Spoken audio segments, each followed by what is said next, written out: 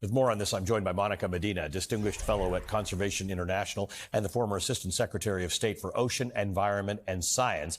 Also joining us is Bill McKibben, a distinguished scholar of environmental studies at Middlebury College, a contributing writer at The New Yorker, and founder of Third Act, which organizes work on climate and racial justice. Welcome to both of you. I'm sorry, Bill, if that sounded a bit alarmist. I know that you're not given to being alarmist.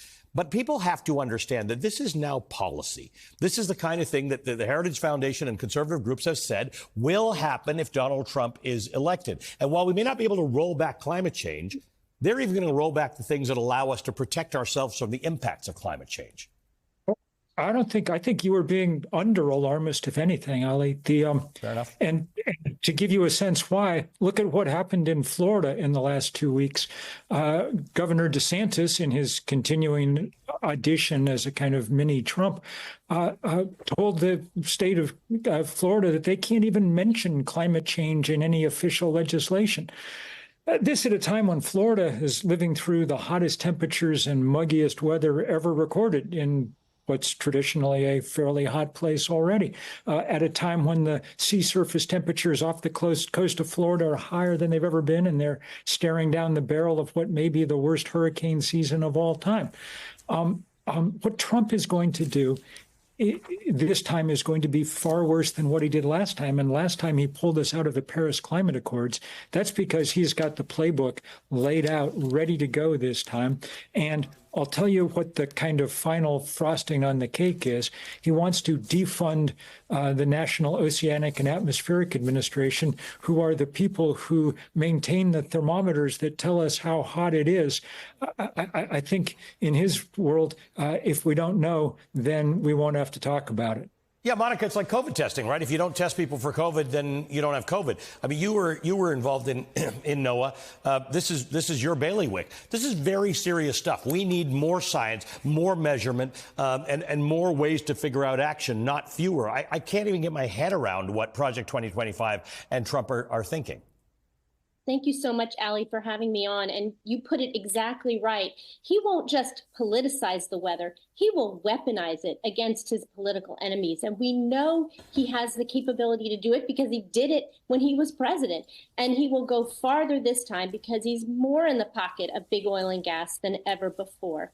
We know that elections matter, and we cannot stand by and let him undo what is one of the best things that the U.S. federal government does for people in this country, which is provide them straightforward, easy to understand weather and extreme weather forecasts that they use to save their lives, property.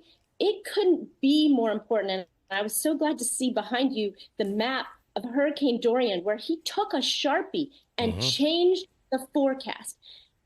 President Trump put thousands, maybe hundreds of thousands of lives at risk by changing that forecast. Bill, I want to ask you. No president has ever done that before, and no president should ever do that. I mean, wild. You remind me of it, but I think to myself, I can't believe. I remember the day he did it, thinking this is crazy. Bill, one of the things that you and I discuss a lot is that. And I talked I was talking to Ben Rhodes about this earlier with people who aren't going to vote for Joe Biden because they're frustrated with the Israel-Gaza policy. There are some people who express that sentiment around climate. They don't think enough has been done. But elections are about choices. And in this case, they are binary choices. And it's only going to get worse with one choice versus the other. But there are things, as Monica said, that this administration has done that go farther than administrations in the past. Yes. Look, no one's ever going to be able to do enough on climate change because it's the biggest thing that humans have ever done. We've never faced a problem anything like it. But Biden has done more to support clean energy by far than any president before. And in the last year, when he showed the guts to pause new permits for LNG export, he's done more to stand up to dirty energy than any president before. You can tell a sort of measure of how much he's done is how angry the oil industry is.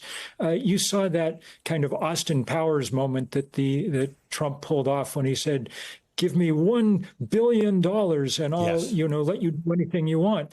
It's not that he's already going to do whatever they want when he gets in office. What he was telling them is, I need that $1 billion in order to make sure that I can win and I can turn the planet over to you. The price for our Earth is $1 billion. This election, on this question, could not be clearer. Monica, what does Joe Biden and team need to do to get this across to people who are not as well read in as you and Bill are about the consequences here? What's the way to express in simple terms what this administration has done and what it's going to do in the future? And is that better than comparing it to Donald Trump and what he'll do? How would you think about the messaging on this? Well, I think the messaging is really vital, and to talk about it in terms of the extreme weather events that people are experiencing today. President Biden and the Biden administration has improved heat forecasts. The amount of information you have, your network has, the kind of down to the neighborhood information that we have is better because of President Biden's investment in those weather forecasts. We're planting trees in cities so that we can shade ourselves, literally use nature to help protect ourselves. They're using the infrastructure bill and the IRA to make huge changes along coastlines so that places like Miami that were inundated with water this last couple of weeks are taking it. They're able to absorb it much better. I think the messaging has to be clear that this is a choice in this election, and President Biden is protecting families, protecting the most vulnerable. I loved the fact that you talked about pregnant women in the report before this. The reporter called that out. We think about women and their bodies and their right to choose. Pregnant women are some of the most vulnerable people. He's protecting workers. So we need to get that message out to the labor unions so that they know that President Biden is on their side. He's not going to throw paper towels at them or withhold aid to the states that he doesn't like President Trump did. He's taking these issues seriously and taking action. We've done more than any other administration in the past, not only on climate, but on extreme weather and on preparing ourselves for the kinds of storms, floods, fires that we've seen and we're going to continue to see. Hey, Bill, what do people do who are experiencing psychological impacts of climate change? You've written extensively about this. What's your best advice to people who feel this, like many other topics we deal with, are overwhelming and too big for them? Yeah, I think in many ways this is the one that most overwhelms people. And we've got a whole field now of psychology called climate grief and climate anxiety. And it's very real for very obvious reasons. And it doesn't help when you can't go to sleep at night because it's 80 degrees in your apartment. Then you lie awake thinking about things, or at least I do. But the best antidote for despair is action.